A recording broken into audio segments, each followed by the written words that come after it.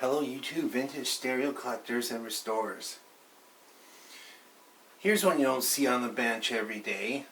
A Fisher 170 stereo receiver. So these are from the vintage era of capacitor coupled outputs, single rail power supplies. You know, the stuff that muddies up the sound in a nice way, that makes it warm and enjoyable. This is kind of a neat unit. It is very well built. You can see here the tuners, this board, transformer over here. It has one IC over here, which is a multiplexer IC, which is kind of interesting. It's very early for that. These were produced over a pretty wide number of years. I haven't quite nailed the date down on this one. Could be as early as 68. Fishers were very maligned after they went Japanese, if that's the right word. So the Avery Fisher Fishers, the tube gear, were early separate components, well built, handmade in the States. Separate breed completely to these. I've worked on them. It's really nice stuff.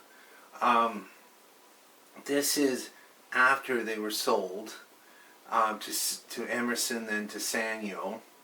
And so it has Japanese components, Japanese construction. Still has the same styling cues and stuff. And at the time, some people were saying that Fisher had sold out. Just like some people were saying Marantz had sold out. Okay? Because there were Marantzes, the really collectible, rarely found, like a needle in a haystack, early Marantz amps that were actually hand built. But this isn't a history lesson on that. It's kind of a personal history lesson, this one. I first saw this stereo, when I was in the when I was a kid in the 70s, early 70s, and I had a paper route, and the house that this was in was on my paper route, which is kind of cool. And my parents knew the people because they're in the neighborhood, and I, on a few occasions, ended up in their rec room. And they had this receiver in a wooden shelf. I believe it was a Garrard record changer on another shelf. I'm trying to remember what kind of speakers. I think they were Advents, actually. This is going back a few years. I just kind of admired, for a small unit, the sound that came out of this. It just had that kind of sound. You walked in the room and it was like, wow, that's amazing. It just sounds so real. And this is at most a 14 watt per channel unit. There's 4 NPN outputs, quasi-complementary. Let's say cap coupled. This thing, to me, and I've looked it over, and I've turned it on and listened to it, all the controls are nice and quiet. They're tight but smooth. It doesn't really have any bad habits except a persistent crackling in the right channel. It doesn't matter what mode you're in.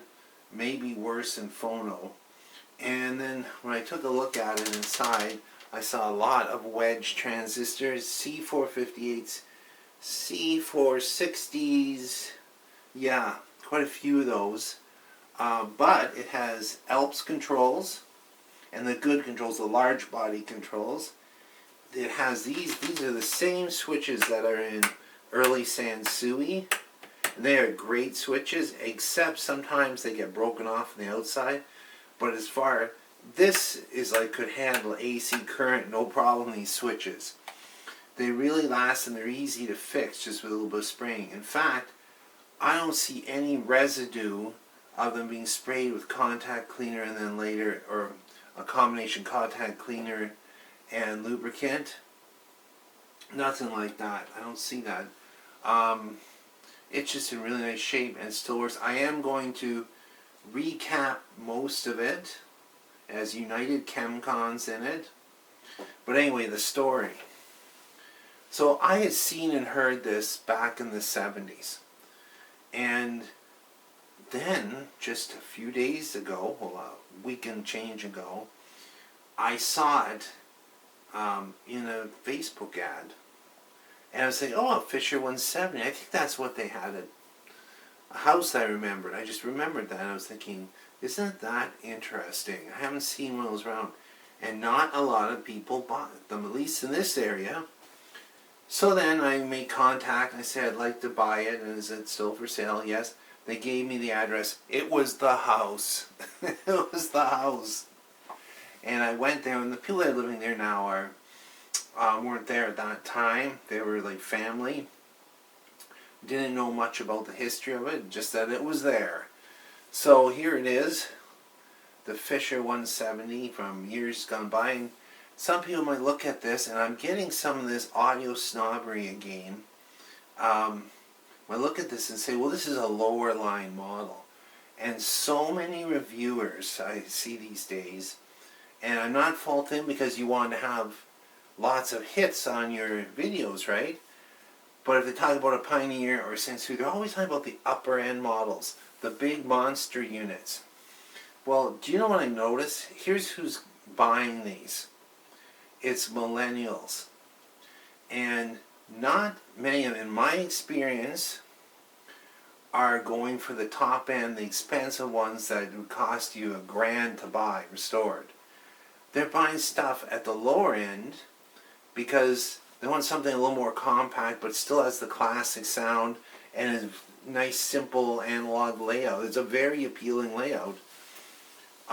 The entry-level models from the classic era, there are more of them made, it's easier to get them at lower prices, and generally the way they were made, a lot of the boards were shared, the basic, how do you put the circuit topology, they were engineered the same way, but just where the engineering changed was in the power supply and bulking up the output stage. So I'm going to put something out there. I noticed just looking around at what Fisher, Japanese built Fishers are going for, it's not a lot. So I'm going to put this out that I think Fisher is the new Marantz. Because at one time in my audio history, you couldn't give a Marantz away. I'm not making this up, okay? We used to get them as trade-ins back in the mid-80s at the stores working at. They're about 10 years old. Marantz by 85 was already considered a bit of a dead brand because what they were making in 85 wasn't anything like what they made in 75. And we as sales and tech, we knew like this is actually, somebody would be trying to trade it in on something, and we knew that is a great receiver because we had had them come through the shop. But the trade-in and the resale was flat. There are times we actually refused them. I know that sounds weird. All the ones with gyro tuning at one point had it was thought that they were not competitive with other brands. I know as weird as that sounds, turns out they were classic designs. And at the time people were saying, well, Marantz sold out when they went from American manufacturer to Japanese manufacturer. So history has a way of repeating itself. All I can say is these Fishers are where Marantz's were about 30 some years ago. I saw them at garage sales, just at unbelievable. It would be like, well, it's got, the control doesn't work or the lights are burned out, $20. Like, that's real. I saw quite a bit of that, and I've owned most of the classic receivers. So anyway, that's just something I put out there for thought. Thanks for watching and listening. Hope you enjoyed the story.